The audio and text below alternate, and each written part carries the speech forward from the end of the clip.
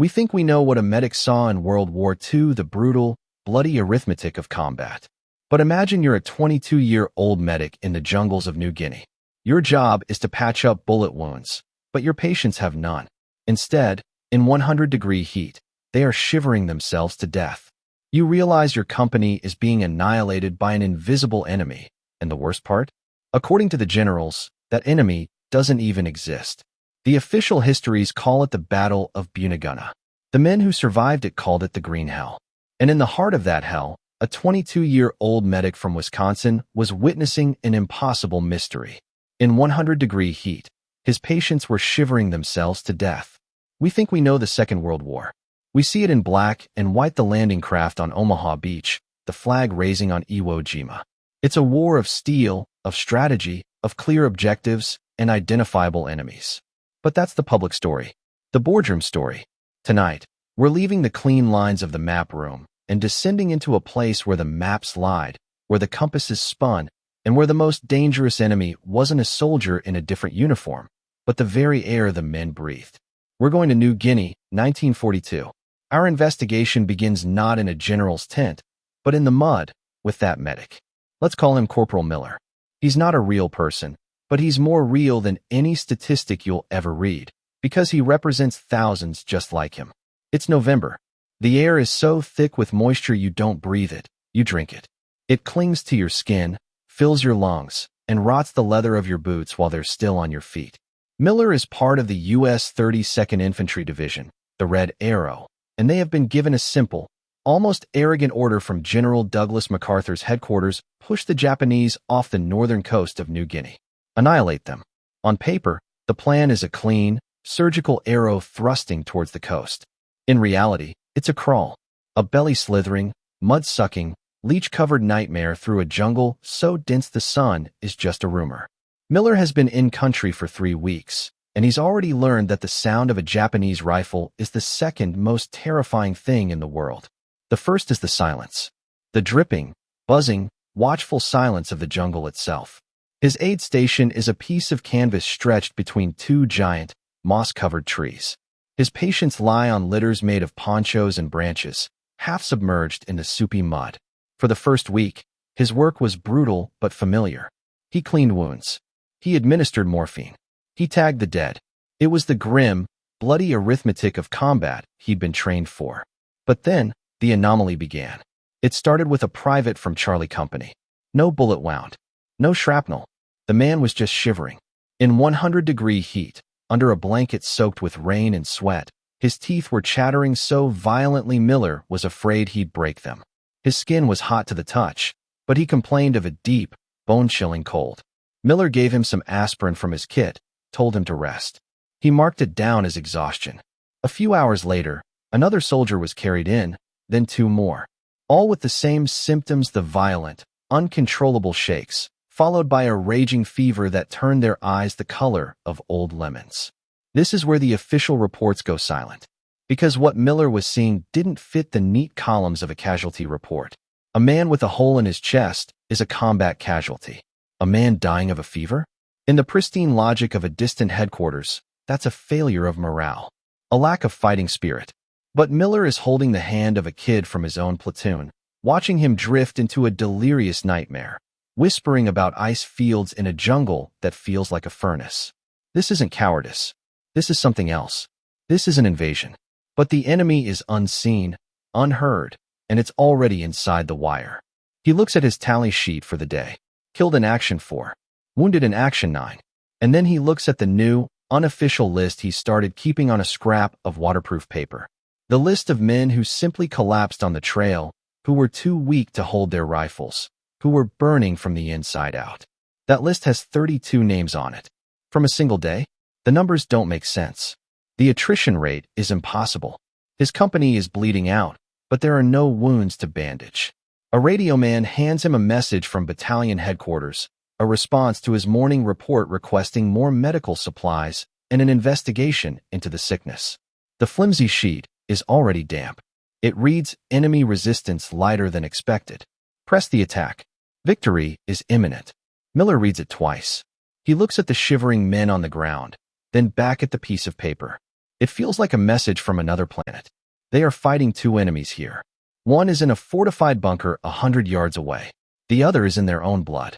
And the terrible, dawning realization that settles over him is this: what if High Command only knows about one of them? Now, let's leave Corporal Miller in his muddy hell for a moment and travel 50 miles south, over the saw-toothed peaks of the Owen Stanley Mountains, to the relative civilization of Port Moresby. Here, in a series of hastily constructed plywood buildings, is the brain of the operation. Here, the war is not a thing of mud and blood, but of numbers, lines on a map, and neatly typed reports. The air is still hot, but the rhythmic clatter of a teletype machine and the whir of a struggling ceiling fan create the illusion of control. Inside one of these rooms is a man we'll call Major Davies. He's a logistics officer, a man whose entire world is composed of supply tables, casualty statistics, and readiness charts. His job is to translate the chaos of the front into the cold, clean language of military bureaucracy. When he sees a report of 10 men wounded, he doesn't see faces, he sees a requirement for 10 replacement soldiers, a drain on morphine stocks, and a fractional decrease in a battalion's combat effectiveness. It's not that he's heartless. It's that the scale of the war requires him to be. You cannot run an army on emotion. And for the past week, his reports to General Headquarters have been glowing. Japanese resistance, while fanatical, is geographically contained. American and Australian casualties from direct combat are, in his words, within acceptable parameters. The great arrow of the Allied advance is moving, slowly but surely, towards its objective. The plan is working. This is the official story, the one being sent back to Washington and Canberra. But every morning, a stack of flimsy radio transcripts lands on Davies' desk, and for the past few days, a quiet, insistent heresy has been whispering from them. He sees the reports from Miller's unit, and dozens of others just like it.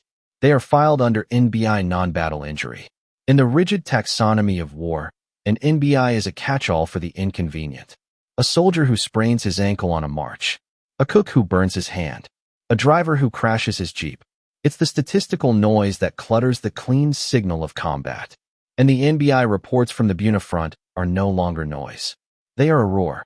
At first, Davies and his superiors apply the standard, comforting explanations. It's jungle shock, a new term for men whose nerves have been frayed by the constant, unseen threat. It's malingering, soldiers faking illness to get out of the fight. It's poor field discipline, men not taking their anti-malarial pills, not cleaning their kits. Each explanation places the blame squarely on the individual soldier. Because the alternative, that the plan itself is flawed, that the environment is an unbeatable foe, is unthinkable. Imagine spending your life learning the rules of chess, only to have the board itself begin to melt.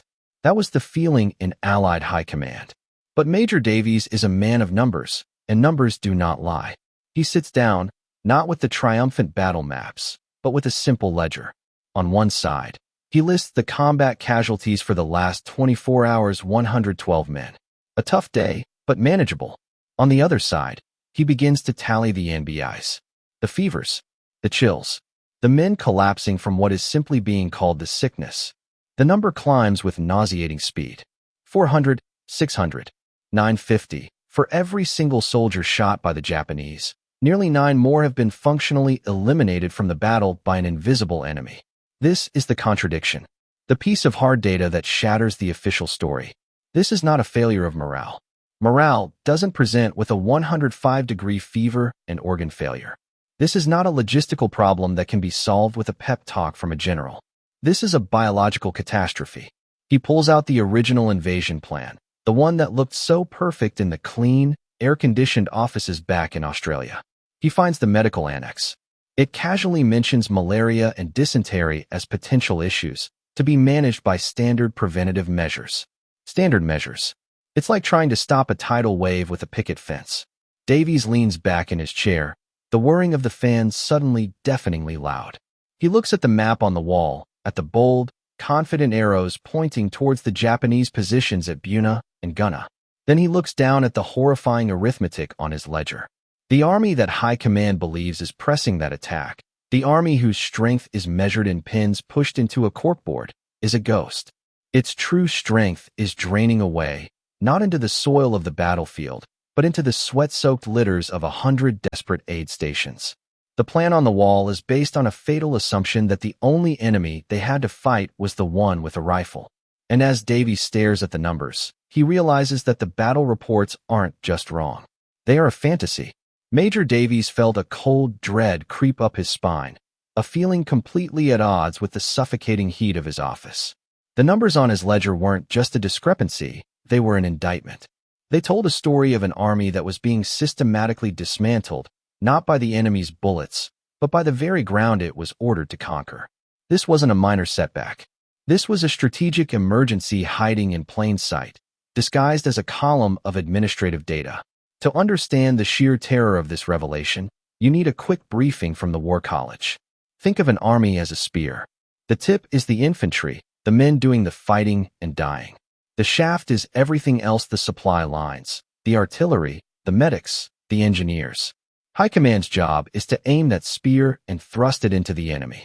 But what Davies was seeing was something that defied the known physics of warfare. He was watching the shaft of the spear begin to dissolve from the inside out. The jungle wasn't just a location on a map, it was an active combatant, a third army in the fight. And its weapons were insidious. The Japanese soldier, for all his fanaticism, was a known quantity. You could see him. You could shoot him. You could bomb his positions. He operated by a set of rules, however brutal. But how do you fight a mosquito? How do you launch an artillery barrage against a microbe? How do you negotiate the surrender of a disease? The strategic playbook had no chapter for this. The plan, so confident on paper, had accounted for the enemy army but had failed to account for the enemy planet. This revelation was so dangerous because of who was in charge. General Douglas MacArthur was not just a commander, he was an icon, a living embodiment of American military prestige. He operated from a headquarters in Brisbane, hundreds of miles away, a world of crisp uniforms and polished floors. From that Olympian height, the campaign in New Guinea was a matter of will, of pushing pins across a map and issuing grand, sweeping orders. The phrase echoing from his headquarters was, "There is no substitute for victory." It was inspiring. It was powerful. And in the face of this silent epidemic, it was dangerously simplistic. To send a report up the chain of command stating that the 32nd Division was being defeated by illness would be professional suicide. It would sound like an excuse. It would be interpreted as a sign that the men on the ground lacked the moral fiber to fight, that their officers lacked the leadership to inspire them. The system wasn't built to process this kind of truth. It was built to process reports of ground taken, enemies killed, and objectives secured. An army that was melting away from a foe it couldn't see was a problem the bureaucracy was fundamentally incapable of understanding, let alone solving. Davies knew what had to be done. He couldn't just send the numbers. He had to provide proof, a medical smoking gun that would force high command to confront the reality on the ground. They needed a real investigation, not by staff officers looking to assign blame, but by scientists, doctors, men who understood the war being fought in the bloodstream. He thought of Corporal Miller's desperate dispatches. He thought of the thousands of men lying in the mud, their bodies fighting a war their generals didn't even know had been declared. The ticking clock wasn't about taking Buna before the Japanese could reinforce it. The real ticking clock was the survival of the entire division. At this rate of attrition, the 32nd wouldn't be a fighting force in a matter of weeks. It would be a sprawling, fever-ridden field hospital. He picked up a fresh dispatch form, the blank paper seeming to mock the complexity of the situation. He began to write, choosing his words with the care of a man diffusing a bomb. He didn't speak of failure or defeat. He spoke of anomalous casualty patterns and unidentified tropical vectors. He framed it not as a crisis of command, but as a medical mystery that required specialized assets. It was a masterpiece of bureaucratic maneuvering, a message designed to bypass the reflexive skepticism of the generals and appeal directly to the logic of the medics and the scientists. He was sending up a flare, hoping someone with a microscope, not a map, would see it. He sealed the envelope and handed it to a clerk. It was a single piece of paper against a mountain of established doctrine and institutional pride. As the clerk left, Davies looked back at the map, at the confident Allied arrow. It no longer looked like a spear. It looked like a fragile line drawn in the sand, and he could feel the tide of the green hell rising to wash it away. He had just initiated an unsanctioned investigation, a mission to prove that the greatest threat in New Guinea wasn't the Empire of Japan, but the Kingdom of the Insects. Major Davies's flare did not go unnoticed. It landed on the desk of a man for whom a phrase like unidentified tropical vectors was not bureaucratic jargon, but a call to arms. His name was Lieutenant Colonel William D. Bill Postel, Chief of Medical Services for the U.S. Forces in Port Moresby. Postel was not a staff officer, he was a doctor, a scientist, a man who saw the world through a microscope. While the generals saw battalions, Postel saw blood cells. While they studied terrain, he studied parasites. He had read the NBI reports with the same growing dread as Davies, but without the bureaucratic channels to act. Davies's carefully worded dispatch gave him the official cover he needed. Within 48 hours, Postel had assembled a small, unorthodox team. It was less a military unit and more a scientific expeditionary force.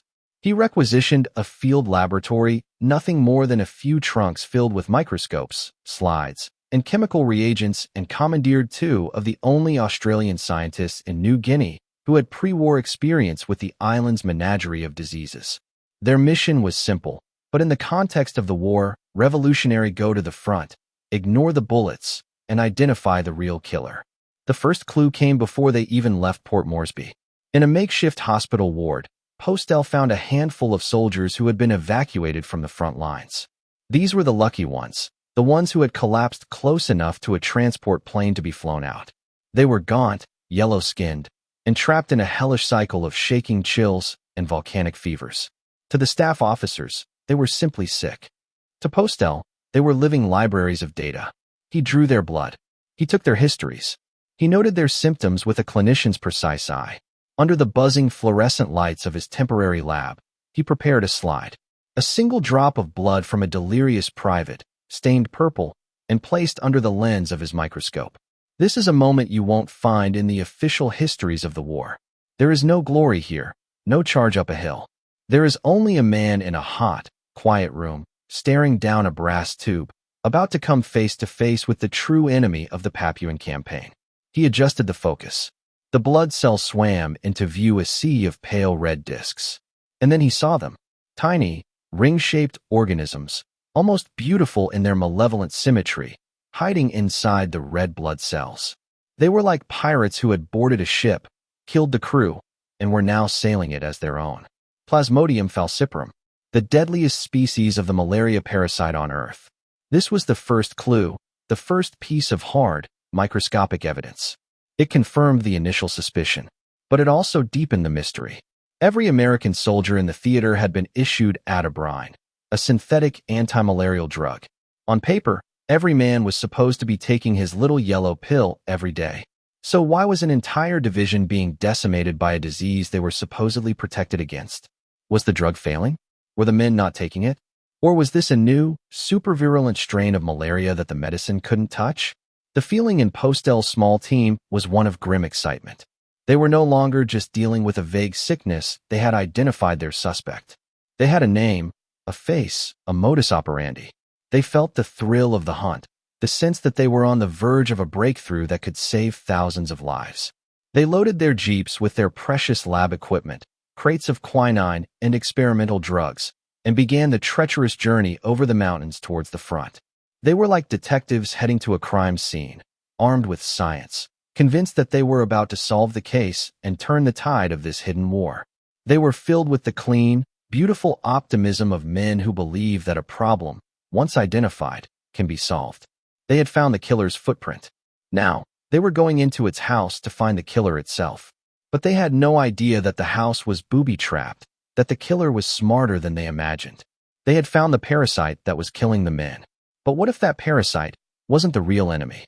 The journey from Port Moresby to the front was a descent into another reality. The world of order, reports, and clear scientific inquiry evaporated with every mile. Postel's team, so confident in their laboratory, now found themselves prisoners of the jungle.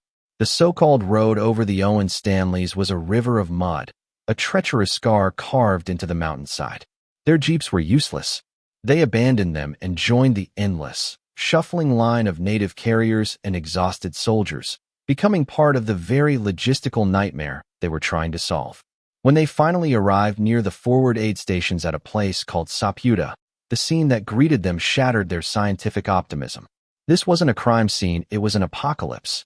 The air was thick with the smell of mud, rotting vegetation, and death. Men lay on the ground in rows, too many for the few tents. Some were shivering violently, wrapped in filthy, soaked blankets.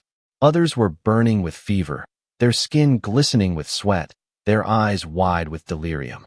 And everywhere, there were flies. Swarms of them, covering the living and the dead with a buzzing, black shroud.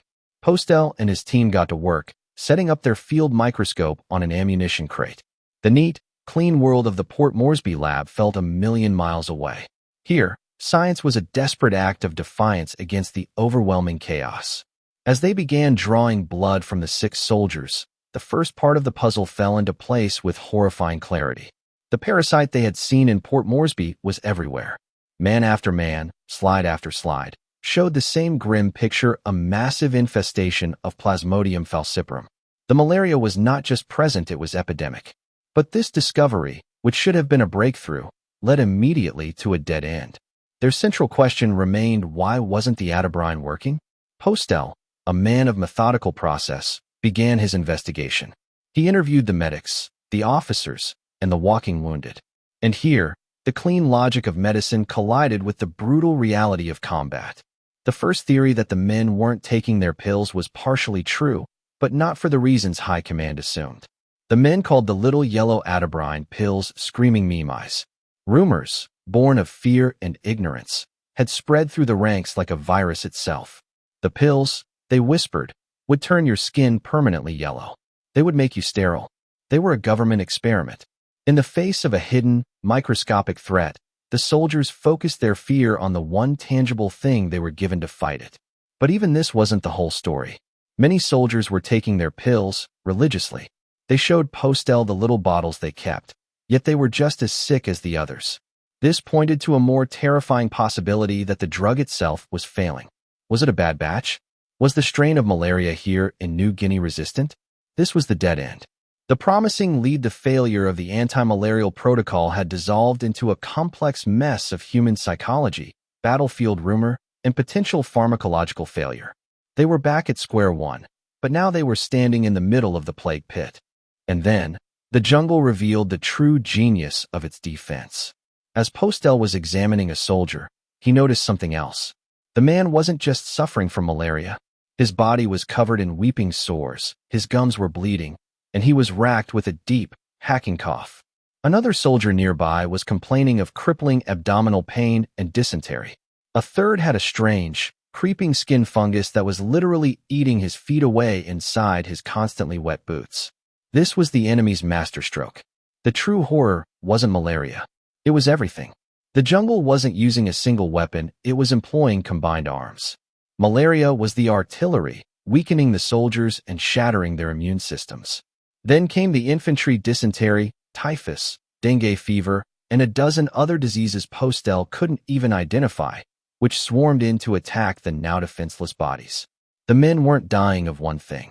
They were being consumed by the entire ecosystem. The simple theory that this was a malaria problem collapsed. Postel felt a chilling sense of being outmaneuvered. He had come here as a hunter, tracking a single, identifiable killer. But he now understood that he wasn't the hunter. He and every soldier in this jungle were the prey. They were not fighting an enemy, they were being digested by it. The investigation had turned into a race against time, not to find a single cure, but to understand a biological siege for which they had no defense. The investigation was drowning. Postel and his team were bogged down in a swamp of symptoms, their neat scientific method dissolving in the face of a multi-front biological war. Every clue led to another question. Every answer revealed a deeper layer of complexity. They were cataloging the methods of their own army's destruction, but they were no closer to stopping it. Hope, which had felt so tangible in the Port Moresby lab, was now a distant memory. The jungle was winning. And then, the breakthrough came. As it so often does in war, it came not from the top down, not from a brilliant strategic insight, but from the bottom up. It came from a forgotten report, buried in the noise, from a source so unlikely it had been almost entirely ignored. The source was not an American officer or a scientist, but an Australian. A man named Lieutenant Colonel Neil Hamilton Fairley, doctor with the Australian Army Medical Corps. Before the war, Fairley was a world-renowned expert in tropical medicine. He hadn't just studied the diseases of New Guinea in a textbook, he had lived with them. He understood the island's brutal ecosystem in a way no outsider could. When the Australian forces had been pushed back over the Owen Stanleys months earlier, he had witnessed the same horrifying attrition that was now destroying the Americans. Fairley had been sending frantic reports back to Allied headquarters for weeks, but his warnings were lost in the bureaucratic shuffle. To the American command staff, he was a colonial officer from a different army, an eccentric Cassandra prophesying a doom they couldn't see on their maps. His reports, filled with complex medical terminology and dire biological warnings, were filed away as interesting but not urgent. They were focused on the Japanese, on the tangible threat. Fairley was talking about mosquitoes. But someone on Postel's team, a young captain tasked with reviewing all existing medical literature on the region, found one of Fairley's dispatches. He almost dismissed it, but a single, underlined sentence caught his eye. It didn't talk about malaria or dysentery. It talked about logistics. The sentence read, "The efficacy of any prophylactic is rendered moot by the metabolic consequences of extreme physical exertion and caloric deficit." It was a dry, academic sentence, but to Postel, it was like a flare going off in the dark. He read the rest of the report with a dawning, electrifying clarity. Fairley wasn't just a doctor, he was a systems thinker. He saw the battlefield not just as a place of combat, but as a single, interconnected biological system. And he had identified the linchpin. Here was the breakthrough, the forgotten clue that connected everything. It wasn't that the atabrine pills were ineffective. It wasn't just that some men weren't taking them. The core of the problem, Fairley argued, was starvation. The American soldiers fighting their way through the jungle were in a state of near-total malnutrition. The supply lines were a disaster. Men were living on a single cold ration a day, sometimes less. They were burning thousands of calories, hacking their way through the suffocating jungle, but were only consuming a few hundred. Their bodies were literally eating themselves to stay alive. And this is where Fairley's genius came in. He explained what was happening on a chemical level. In a state of advanced malnutrition and physical stress, the human body can't properly absorb medication. The atabrine pills the men were dutifully swallowing were passing straight through their systems, virtually useless. They might as well have been eating sand. Suddenly, every confusing piece of the puzzle snapped into place. The malaria epidemic, the rampant secondary infections, the sheer physical collapse of thousands of men. It wasn't a dozen different enemies attacking them. It was one. Starvation had opened the gates, and the legion of diseases had poured through. The American army was being defeated by an enemy. It had created itself a catastrophic failure of logistics. This was the new path forward, and it was far more dangerous than just finding a new drug. To solve this problem, they didn't need a new medicine. They needed a new supply chain. They needed food. Hot food. Vitamins. Rest. To save the army, Postel realized, he had to fundamentally challenge the entire operational plan for the campaign. He was no longer just a doctor fighting a disease. He was now an investigator who had uncovered evidence of a fatal flaw at the very heart of the Allied strategy. Armed with Fairley's insight, Postel's mission changed. He was no longer just a doctor, he was a prosecutor. His new patient was the Allied war effort itself, and his diagnosis was systemic failure. He flew back to Port Moresby, his briefcase filled not with medical samples, but with the most explosive ammunition of all evidence. He had casualty statistics, blood work results, ration manifests, and sworn testimonies from exhausted medics. He had Fairley's chillingly prescient reports. He had constructed a case that was medically irrefutable. His report landed on Major Davies's desk first. Davies, the man of numbers, saw the devastating logic immediately. The equation was simple and brutal: no food, no drug absorption, mass casualties. It explained everything. It explained why the number of non-battle injuries had eclipsed combat losses by a factor of nearly 10 to 1. The ghost in the machine wasn't a supervirus, it was a broken supply chain. Together, they refined the report. They stripped it of emotion and couched it in the cold, hard language of military necessity. The subject was not "our men are dying needlessly." It was a report on factors critically impeding combat effectiveness of the 32nd Division. It was a document designed to be read by generals, not doctors. It didn't plead, it calculated. It demonstrated that unless the logistical priorities of the entire campaign were immediately and radically altered, shifting focus from bullets to bread, the offensive would collapse. Not in months, but in days. They weren't recommending a tactical change. They were demanding a complete strategic reevaluation, based on the uncomfortable truth that a soldier's digestive tract was a more critical piece of terrain than any Japanese bunker. This was the inconvenient truth.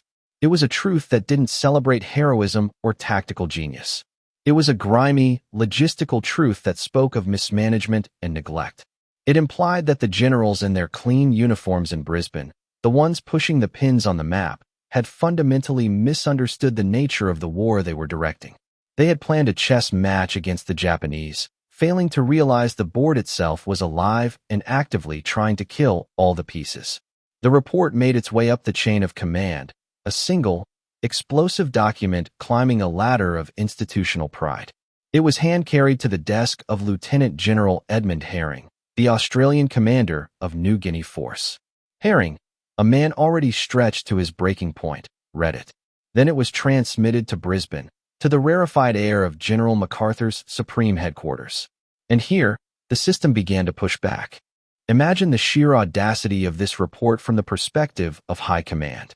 For weeks, they have been told that victory is imminent, that the primary obstacle is a fanatical but outnumbered enemy.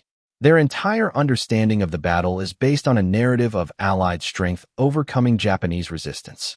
And now, a report from a handful of doctors and a logistics officer lands on their desks claiming the whole enterprise is on the verge of collapse because of a diet problem? It was unthinkable. It contradicted the official story so completely that the initial reaction was not belief, but suspicion. Who were these men? What was their agenda? Was this a ploy by the Australian command to embarrass their American allies? Was it a sign of weakness and an excuse for the 32 ND Division's slow progress? The generals saw the conclusions of the report not as a diagnosis, but as an accusation of incompetence, an accusation that their grand strategy was a fantasy, built on a foundation of ignorance about the very ground their men were fighting on. The truth wasn't just inconvenient, it was insulting. And an institution like the military, built on a rigid hierarchy of authority, does not take kindly to being insulted by its subordinates. The pushback from MacArthur's headquarters was not a direct, angry rebuke. It was far more insidious. It was the crushing, silent inertia of a bureaucracy protecting itself. Postel's and Davies's report, with its stark, irrefutable logic, simply vanished. There was no official response, no counter-argument, no request for clarification. It was met with a profound and terrifying silence. The system hadn't just pushed back, it had swallowed the truth whole, hoping it would be digested and disappear. Major Davies found himself unofficially sidelined. Requests for transportation assets to carry medical supplies were suddenly lost in paperwork. His daily statistical reports, once a vital part of the morning briefing, were now accepted with a polite nod and set aside. He wasn't demoted or reprimanded. He was simply rendered invisible. He had presented the king with evidence that the royal plan was flawed, and his reward was to be treated as if he no longer existed. He was a ghost at the feast, a constant, uncomfortable reminder of a truth no one wanted to acknowledge. For Lieutenant Colonel Postel, the reaction was more direct. He received a curtly worded dispatch from a high-ranking medical officer in Brisbane. The dispatch praised his diligence but questioned his conclusions. It suggested that his focus on peripheral factors like nutrition was distracting from the primary medical mission of treating combat wounds. It spoke of the paramount importance of maintaining offensive morale and cautioned against alarmist reports that could undermine the fighting spirit of the men. It was a masterclass in bureaucratic assassination, a pat on the head and a knife in the back. He was being told, in the polite but unmistakable language of command, to get back in his lane, to treat the symptoms, not the disease, to stop pointing out that the emperor had no clothes. The most damning order was implicit but clear: cease the investigation. Stop collaborating with the Australians. Focus on the established protocols. They were being ordered to continue presiding over a medical catastrophe, armed only with the very tools they had just proven were utterly useless. And so, the machine of war, deaf to the warnings from its own internal sensors, continued to grind forward. Fresh troops from the 32 Infantry Division's Reserve Regiment, the 126th Infantry, were flown into the meat grinder. They were healthier, better rested, and full of fight. For a few days, it seemed like their arrival might just provide the brute force needed to overwhelm the Japanese. The generals in Port Moresby and Brisbane felt a surge of vindication. See, the problem wasn't the plan, it was just a lack of fresh men. But the jungle did not care about fresh men. The jungle was patient. Within a week, the men of the 126th began to succumb to the exact same invisible enemy. They arrived as soldiers and were transformed into patients. Their initial vigor melted away into the familiar cycle of fever and chills. They, too, were starving. Their bodies, too, were failing to absorb the atabrine. The casualty curve, which had briefly dipped, began to skyrocket once more. Postel and Davies could only watch, powerless, as their horrifying predictions came true in real time. They were Cassandra, cursed to see the future, but unable to prevent it. This was the system pushing back. It was the arrogant logic of the plan refusing to yield to the brutal logic of the ground. The men in charge had staked their careers and reputations on a single vision of the battle. To admit that a few doctors and a logistics officer were right, and they were wrong, was a price too high to pay. And so, the price would be paid by others.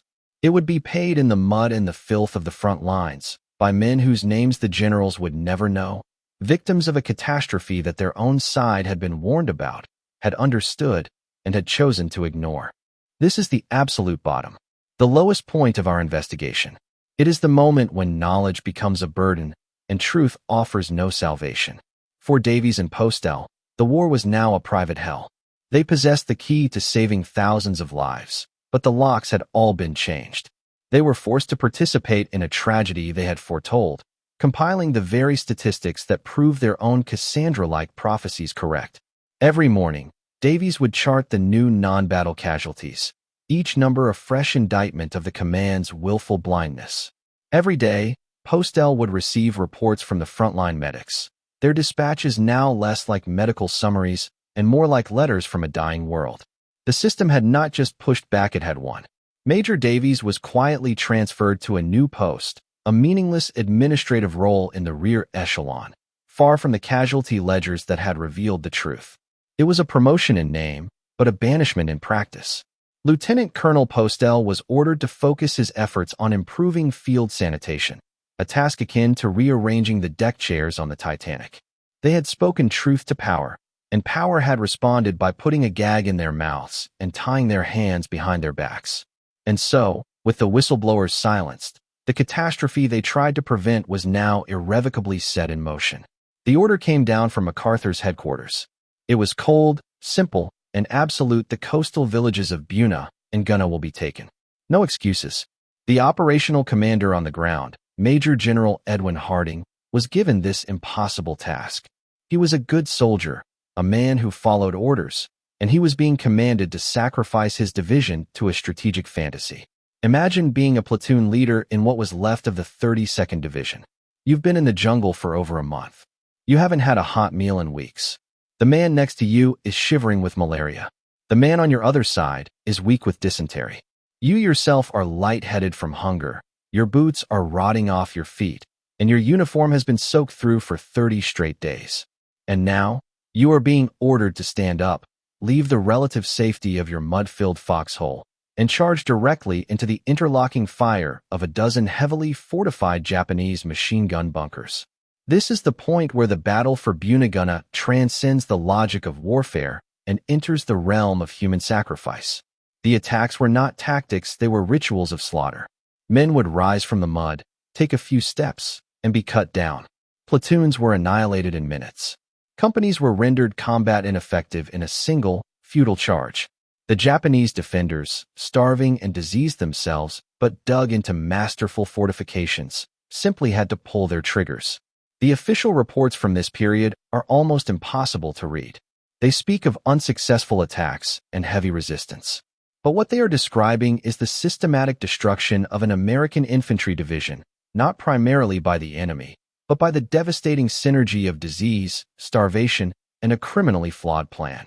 The generals had demanded an assault, and General Harding, his hands tied, was forced to give it to them. He was ordering ghosts to fight. He was ordering men who could barely stand to perform one of the most physically demanding acts in all of warfare, a frontal assault on an entrenched position. The crushing weight of this moment is the feeling of absolute failure. Davies, in his new, sterile office, could map the disaster by the requests for replacement troops. Postel, inspecting latrines, could hear the results in the ever-increasing chatter of the medevac planes. They had failed. Their science had failed. Their logic had failed. The truth, it turned from a weapon, had proven to be nothing more than a whisper in a hurricane. The army was breaking, the men were dying, and the one thing that could have saved them was locked away in a filing cabinet, labeled alarmist. The hurricane of slaughter at Guinea finally became so catastrophic, so undeniably horrific, that even the distant Olympus of MacArthur's headquarters could no longer ignore it. The numbers became too big to hide in the columns of an NBI report. The 32nd Division wasn't just failing, it was ceasing to exist. The entire Papuan campaign, the first major American ground offensive against the Japanese, was teetering on the brink of a humiliating and total collapse. This is the point in our story where the system, having failed to suppress the truth, is finally forced to confront it. But it does so in its own brutal way. MacArthur didn't send a team of doctors. He didn't send a commission of inquiry. He sent a killer. His name was Lieutenant General Robert L. Eichelberger. He was a tough, profane, and utterly ruthless commander, and MacArthur gave him one of the most chilling orders of the Pacific War. He flew to Port Moresby, met Eichelberger on the tarmac, and, according to Eichelberger's own diary, told him, "Bob, I'm putting you in command at Buna. Relieve Harding, I want you to take Buna, or not come back alive." When Eichelberger reached the front, he wasn't just shocked by what he found, he was enraged. He was a fighting general, a man who understood the grim calculus of combat. But this was not combat. This was, in his own words, a scene from Dante's Inferno. He found men who were so pitiful they made you cry. He saw soldiers who were little more than walking skeletons, their uniforms hanging off them like rags. He found officers who were so physically and mentally broken they could barely speak. And in that moment of raw, eyewitness horror, the fog of war that had clouded High Command's judgment was instantly burned away. Eichelberger, standing in the same stinking mud as the lowest private, saw the truth that Postel and Davies had tried to convey in their polite, bureaucratic reports. He saw the listless, apathetic, and malaria-ridden soldiers, and he finally understood. He was not in command of an army. He was the warden of a death camp. His reaction was immediate and volcanic. The first thing he did was relieve a host of senior officers on the spot, not because they were cowards, but because they were broken, used up by the impossible task they had been given. His next calls were not to the artillery, but to the quartermasters. He screamed for food, not just rations, hot food. He screamed for plane loads of medical supplies, for clean uniforms, for boots, for anything that would give his men back a shred of their humanity. He effectively began implementing, by sheer force of will and battlefield authority, the very recommendations Postel and Fairley had made weeks earlier. Simultaneously, the Australian forces, under their own brutally effective leadership and applying the lessons Fairley had been shouting about for months, were finally breaking through the Japanese defenses at Gunna. It was a slow, agonizing, bloody business, but it was progress. Eichelberger's arrival was the turning point, not because he was a greater tactician, but because his rank and his proximity to the disaster finally broke the bureaucratic dam. The truth, shouted by a 3-star general from the front lines, could not be ignored. The vast logistical power of the Allied war machine, which had been aimed almost exclusively at delivering ammunition, now began to pivot. Supplies started to flow. For the first time in months, some men received a hot meal before being sent into an attack. Medical care, while still primitive, was reinforced. It wasn't a perfect solution, but it was a start. It was an admission, finally, that the war in the Green Hell had to be fought on two fronts, one against the Japanese, and an equally important one against the jungle itself. The unfolding catastrophe had finally forced the system to listen. The battle for Bunagana eventually ended. On January 22, 1943, After months of some of the most brutal fighting of the war, the last Japanese resistance was extinguished. General Eichelberger fulfilled his grim order. He took Buna, and he came back alive. Victory was declared. Parades were planned. Medals were struck. The official story, the one carved in stone on war memorials, was that American and Australian grit had overcome a fanatical foe. The green hell had been conquered. But for decades, the full story remained buried. It was hidden in the classified medical annexes of after-action reports, in the personal diaries of men like Eichelberger, and in the quiet, professional papers of doctors like Postel and Fairley. The convenient narrative of martial valor was simply too clean, too useful, to be complicated by the grimy truth of logistical failure and biological defeat. The war moved on. New battles were fought. New heroes were made. And the memory of the jungle sickness faded into a footnote, a hazy, uncomfortable detail best left unexamined. And then, years later, the files were declassified. The historians, the archivists, the keepers of memory began to piece together the puzzle. They found Major Davies's original, desperate ledger of non-battle injuries. They unearthed Lieutenant Colonel Postel's urgent report on the link between starvation and the failure of Atabrine. They read the eloquent, ignored warnings of Australia's Neil Hamilton Fairley. And slowly, a new picture emerged. The declassified file told the final, shocking truth of the numbers. In the battle for Bunagana, the total American combat casualties men killed or wounded by the Japanese amounted to just under 3,000. But the number of casualties from disease and sickness was a staggering 9,600. Let that sink in. For every American soldier who became a casualty at the hands of the enemy, more than 3 were incapacitated by the jungle. The 32nd Division had effectively suffered a casualty rate of over 100, its ranks filled and then emptied by the relentless, silent assault of malaria, dysentery, and starvation. This wasn't a battle where sickness was a secondary problem. This was a biological catastrophe that had a small, conventional battle happening in the middle of it. Postel, Davies, and Fairley were vindicated, not in the triumphant halls of power during the war, but in the quiet, dusty silence of the archives, decades after the fact.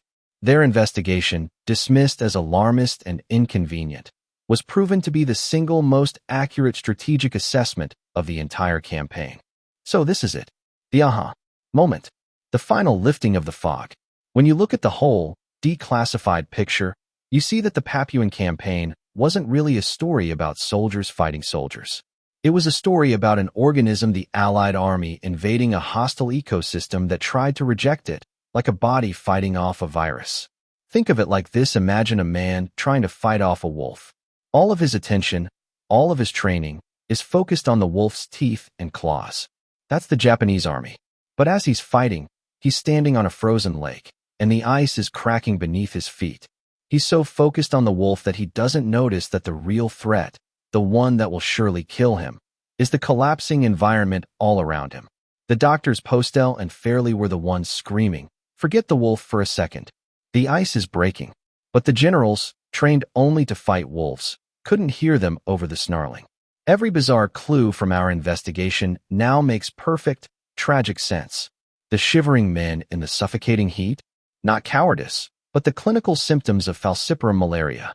The failure of the wonder drug, Atabrine?